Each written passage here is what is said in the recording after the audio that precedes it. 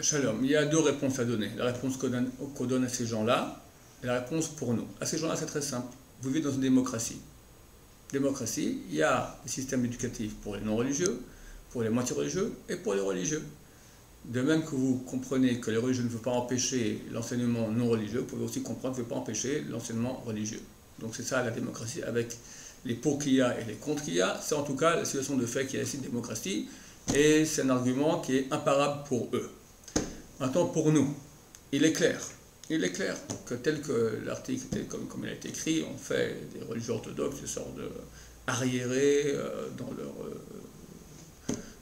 shtetl il y a 200 ans. Ridicule. Il est vrai que le monde orthodoxe n'enseigne pas l'évolution, n'enseigne pas l'anglais, n'enseigne pas l'algèbre, les équations, etc. Il enseigne la Torah.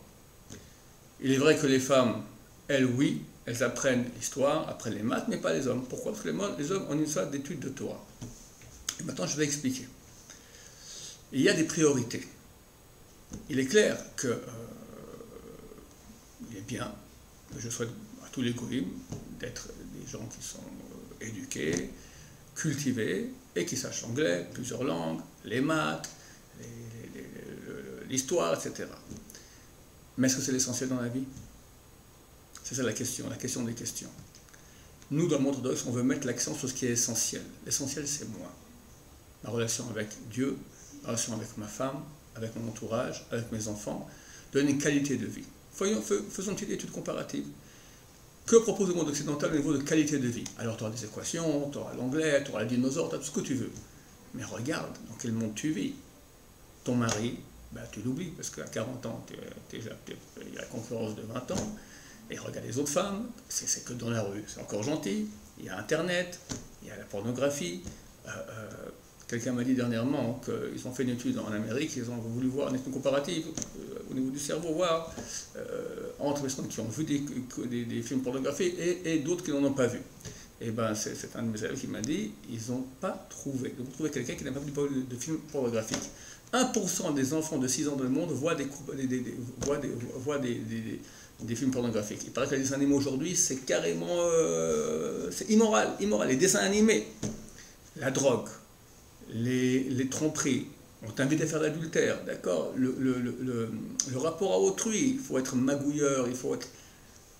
Alors, tu as l'équation, tu as l'anglais, tu as les dinosaures, mais regarde à côté de quoi tu passes. Nous, en Israël, dans le monde orthodoxe, on met l'accent sur toi, sur la qualité de vie, ta relation avec Hachem. Comme j'ai dit, et ça demande beaucoup de temps. Ça s'appelle étudier la Torah, se sanctifier. De plus, grâce à ça, nous sommes un peuple éternel. Ça fait 3500 ans que chaque génération, quelqu'un se tourne pour nous aventir, comme on dit le soir de Pessah, et que Baruch Hashem, on se maintient. Grâce à quoi? Pas grâce à l'armée, ça fait moins de 70 ans qu'on a une armée. Grâce à la Torah. Tous ceux qui ont quitté la Torah orthodoxe, du Shtiblach, il y a 200 ans en Pologne, tous ceux qui ont quitté, ils ne sont plus juifs. Ils sont juifs, lui, oui, son fils encore peut-être, son petit-fils, il y a des chances, l'arrière-petit-fils, terminé. Il y a des chiffres extrêmement clairs. Alors à ce titre, consultez l'étude qui a été faite à l'université de Harvard en 2006, sociologique, sur les différentes, il y a on monte à 5 communautés américaines, on fait une projection sur 100 ans, combien vont rester juifs? C'est terrible. Alors ces juifs qui étaient orthodoxes, très bien maintenant, ils ont eu leur bac, ils enseignent maintenant, ils sourient quand ils parlent de son passé, mais qu'est-ce qu'il va donner à ses enfants? Être juif ou être goy? Et la chose qu'il y a en Israël, mais très souvent les enfants ils vont quitter Israël. Il y a quelques millions d'Israéliens qui habitent en Amérique. Moi j'ai un cousin, ça fait des années que je lui parler, il est très haut gradé sur les services d'enseignement israéliens. C'est un bon juif, il me l'étudie, etc. Mais bon, pas religieux. Il m'a dit, toi tu fais ton boulot, moi je fais mon boulot, chacun se bat pour le peuple d'Israël. Son fils habite au jour de l'Amérique, il est bien qu'une Goya.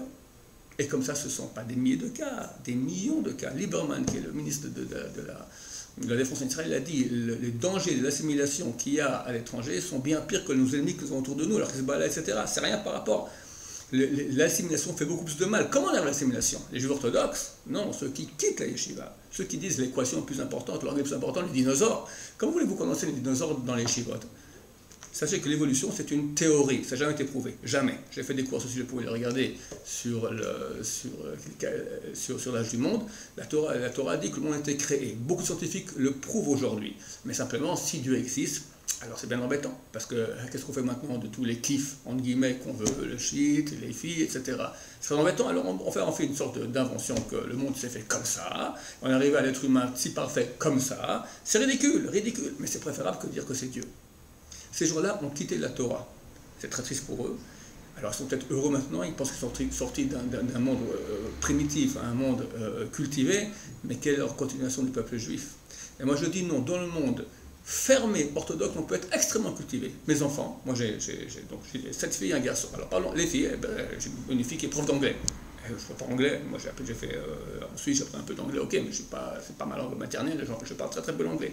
Elle est prof d'anglais, elle a fait ça dans le cadre du monde le plus orthodoxe qui puisse y avoir. Mon fils, il est extrêmement cultivé, extrêmement cultivé. Pourquoi? Parce qu'il y a des encyclopédies pour le monde orthodoxe, alors on enlève tout ce qui est pas cachère, et on peut être extrêmement cultivé, vraiment connaître beaucoup de choses. Donc ils ne sont pas du tout. On sait bien qu'en informatique, les orthodoxes sont extrêmement forts. Pourquoi? Parce que vu que dans les chiottes, ils ont travaillé leur esprit sans cesse pour être extrêmement calés au niveau déguiser leur esprit, donc ils deviennent extrêmement programmateurs en informatique. Donc c'est faux de dire que le monde il est fermé, mais l'accent sur la Torah. Et quand j'ai d'un côté l'équation et l'anglais, d'un côté la vie du peuple, la survie du peuple d'Israël, et la qualité de vie que je veux avoir, être un homme droit, être un homme vrai, un homme qui domine ses passions, ses mauvaises passions, d'accord? Arriver dans la rue, ne pas regarder de filles, quand c'est pas ma femme, arriver à être droit, jamais mentir, c'est le monde du travail. On apprend ça où? À la fac? Bêtise. Donc c'est clair, oui et oui. C'est un choix entre la bêtise et au contraire être juif, c'est-à-dire à l'image de Dieu. Alors c'est vrai qu'il y aura des sacrifices. Alors je ne vais pas apprendre les équations à mon fils. Pauvre misken. Mon fils qui est très cultivé, bah oui, ok, alors moi je fais des équations aujourd'hui, à quoi ça me sert? À qui ça sert des équations aujourd'hui? Qui fait des équations? Les dinosaures, c'est des bêtises. L'anglais, il y a énormément, dans le monde orthodoxe, énormément de cours d'histoire d'anglais. Et beaucoup parlent anglais, couramment, sans aucun problème. Donc il est clair, cet organisme-là, et ceux qui ont fait cet article, c'est une attaque supplémentaire à la Torah, à notre Torah. Nous vaincrons, hélas, beaucoup parmi les religieux aussi quittent la Torah, et c'est dommage pour eux. Ceux qui resteront dans la Torah resteront juifs, feront partie de l'éternité du peuple juif. Et ça sera peut-être sans anglais, sans algèbre, mais ça sera juif et qualité de vie divine. Voici ma réponse.